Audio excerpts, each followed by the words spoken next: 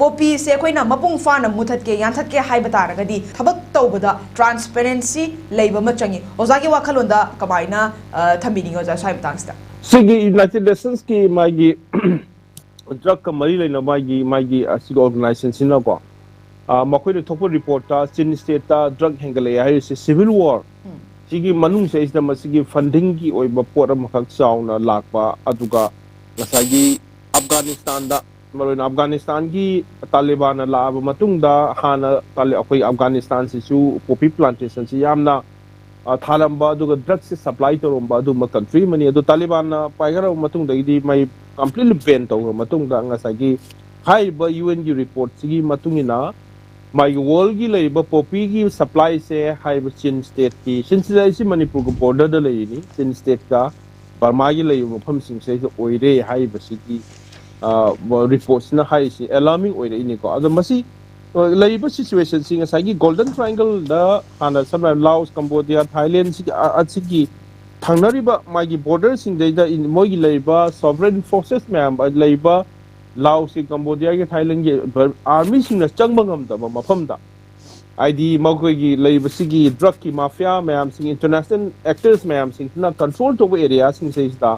sagi golden triangle si oi di ne ko aduga sagi Myanmar ki Sin state hai ba possible su sin state su sagi Burmese army ki magi area se domination si azig leiba post is the area mayam amaka 20 around 25% of the land si magi kano akoi ki Burmese ki military ki mayok ajing kana civil war thoiba rebel forces ethnic army forces mayam si control to area sing se is the ngasagi poppy plantation thagal ai adune Chin state te hele hai sin by Burmese army na changhan bangam daba mafam da ngasagi my ethnic army mayam sing na my land simbu support on bagi my resources mayam mathau tarakpa aduga madugi survive madugi lakpani na masigi posi lakpani that means ngasagi ato to mayam sing na haiba da chu ngasagi full the poppy plantation se masi leiba national army sing leiba state administration yog to mafam da katang sai poppy plantation si illegal oi posi tawe Chin state ta tawi basi ju Burmese army changbangam da adu Manipur da for gi poppy plantation mayam ma tawi si di Manipur da ka mafam liberated zone oi ge ba leite ba Manipur da Kangpokpi area is Imphal da gi kilometer kumani kumanga katang oiram gani subject to correction adu da Assam rifle ayamba Manipur da poppy thai si di Assam rifle gi camp leiba Assam rifle ki camp leiba moi masak nakna ba Assam rifle ga nakna moi makha da tona tinaraga leiba kuki laloba gi su militant camp tara ga tau thamdana madugi akoi ba da leina that means Manipur da leiba poppy plantation asidi India ki army Assam rifle nataga BSF nataga mai 57 mountain division na changbangam da area da poppy thaba nati heba Manipur da thaiba poppy asidi Indian army ki jurisdiction manung da Assam rifle ki jurisdiction manungda kuki lalobu sing ki jurisdiction manungda thaba de that means makoi poppy plantation thaba je khangna masi indirectly masi makoi na yengaga leiba makoi na policy logdaba e se akoi gi thong nate poppy plantation ai akoi gi thong di counter insurgency ni akoi lalobu sing thengna bani ada lalobu thengna na bo hona bada akoi kuki lalobu mayam sing se semgalaga moi gi mateng yaudadi yaroi aduna ngasagi leiba akoi chingi hana forest oina leiba mayam sing si leiragadi leiba Assam rifle camp sing natraga lalobu sing chathowa sin tawada akai ba leibe ai aduna forest mayam sing tak na mangal laba matungda poppy thaba sinadi moina akoi de attack tawda basu yai haibagi wakhalon su yawro moi haitingai leite maramdi expert sing na haibada hana leiba chingi leiba forest mayam sing asidi forest sing je paktak na yanthat ki taragadi leiba fly pai ba lalo sing na mokoi ki leiba rebels mayam sing na mokoi ki area tu da sanction da na natraga thibo humba problem lakani hai bi wakhalon chu yorum bi ai ko aduna aina hajeningi badi Manipur da poppy thari ba se government of India gi maning da under the nose of the government of India security forces Assam rifle makoi gi manung da makoi gi jurisdiction da makoi gi bamang ta tawgani aduna masi taseng na puksel seng na handakta ZUF na Zalaring United Front ki leiba fly pai ba kangbu sing na ꯑꯩꯈꯣꯏ ꯇꯣꯉꯥꯟ ꯇꯣꯉꯥꯟꯕ ꯃꯐꯝ ꯀꯌꯥꯗ ꯑꯩꯈꯣꯏ poppy plantation ꯃꯌꯥꯝ ꯑꯃ ꯃꯩ ꯊꯥꯗꯅ ꯊꯥꯗꯣꯛꯇꯅ ꯇꯧꯔꯤꯕ ꯃꯌꯥꯝꯗꯨꯒꯤ ꯃꯇꯨꯡꯗ ꯁꯥꯏꯐꯜꯅꯁꯨ ꯑꯃꯨꯛ ꯑꯩꯈꯣꯏꯒꯤ ꯁꯤꯒꯤ ꯄꯨꯂꯤꯁ ꯁꯦꯀ꯭ꯌꯨꯔꯤꯇꯤ ꯐꯣꯔꯁꯦꯁꯅ ꯃꯩ ꯊꯥꯕꯒꯤ ꯄꯣꯠ ꯂꯩꯈ꯭ꯔꯦ ꯑꯗꯨꯅ ꯃꯁꯤꯅ ꯇꯥꯛꯏꯕꯗꯤ ꯀꯩꯅꯣ ꯍꯥꯏ ꯀꯥꯟꯗ ꯇꯁꯦꯡꯅ ꯄꯨꯛꯆꯦꯜ ꯁꯦꯡꯅ ꯑꯩꯈꯣꯏꯅ ꯂꯩꯔꯤꯕ ꯐꯣꯔꯒꯤ ꯗ꯭ꯔꯒꯇꯩ ꯂꯥꯛꯏꯕ ꯄꯩꯁꯥ ꯃꯌꯥꯝꯁꯤꯡꯁꯤꯗꯒꯤ ꯇꯣꯉꯥꯟ ꯇꯣꯉꯥꯟꯕ ꯁꯣꯔꯁꯦꯁ ꯃꯌꯥꯝ ꯑꯃ इलेक्शन कईदा कनादा पैसा फंडिंग तौबगी पोस्ट लेरमगनी मरमदि ड्रग मनी इज ह्यूज मरमदि 50,000 crore हेना एनुअल की सही मणिपुर की अपुनबगी एनुअल बजेट 35,000 crore मुक्सिगी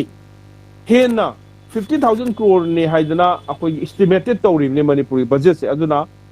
तोंगा तोंगा पॉलिटिशियन सिंगना मोगी इलेक्शन काननबा अदुगा रूलिंग पार्टी ना तोंगा तोंगा मैम सिंग ममांग दसो अखोइना थेंगगिदुनी बीजेपी मतंग बीजेपी पलक्तब यारोय मरमदि बीजेपी ना ngसाइगी मखोई बोट काना होनबदा UKLF united Kuki liberation front की मखोइगा यानारकांदा मोइदगी मतेंग पांगबा अदुगा मोइना सरकार पाइरकांदा अखोइगी मखोइगी डिमांड अदु पीबा हाइबगी वाफमना चिंगबा लई हाइदना मखोइना इलेक्शन द सपोर्ट तौबनी हाइदा press conference क्यादा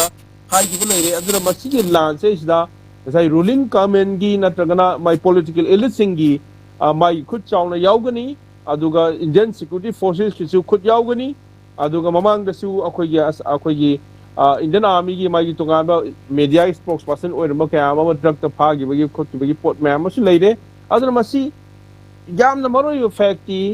without the knowledge of the central government Indian army Assam rifle मखोइना क्रकक लागना गवर्नमेंट की ऑर्डर अमा ला मतुंग दे हौजिक करिगी हौजिक त कदबगी मखोइना इन्वॉल्व तौदना अदु थुगाइरे अदु मै थारे ना हाइरिनो हानादगी तौब कैदवी हानादगी मसिगी पोसे चथद्रिबा कैगेना हौजिकछु मसी तसेंगना मणिपुर पोपी अमत लेहलोय हाइबगी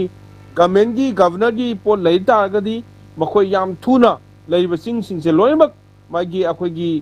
गूगल मैपिंग दा कैनो द तौरकाना कदाइदा पोपी थाई खोले हाइबसे लोइमक खंगनरिबनी अदुना मसी तसेंगना अखोइगी रिस्पांसिबिलिटी से गवर्नमेंट ऑफ इंडिया की अदुगा लैबा सिक्योरिटी फोर्सेस की रोल नी हाइबसे अखोइ खुदिमना खंगबा मचंगी अखोइना गवर्नमेंट ऑफ इंडिया दा ताइनबगी महुत्ता अखोइना कुकीना अदु तौरे अदा तौरे मोइना फोल लोयन अखोइ मसेन खननबगी लेवल दु नते मोइना रिस्पांसिबिलिटी हु रन्स मणिपुर हाइबसे administration lady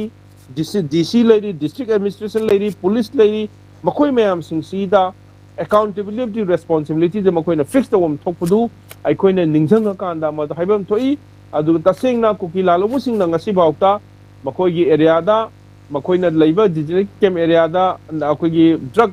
adu popi ya yan thale haiba akoi tagidri masina takpusu akoina mayek na khangi duni kuki lalu sing asigi funding sisu haiba drugs dagi torongani haidna mayam na hainai base masi mayam singi yengba mchangi aduga akoi bar sakana su मखोई मैम सिंगी पुलप कौशलगा थम्मगा नोंगै पाइनदबा मोगी मथक एक्शन तौदबा हाइना लैरकांदा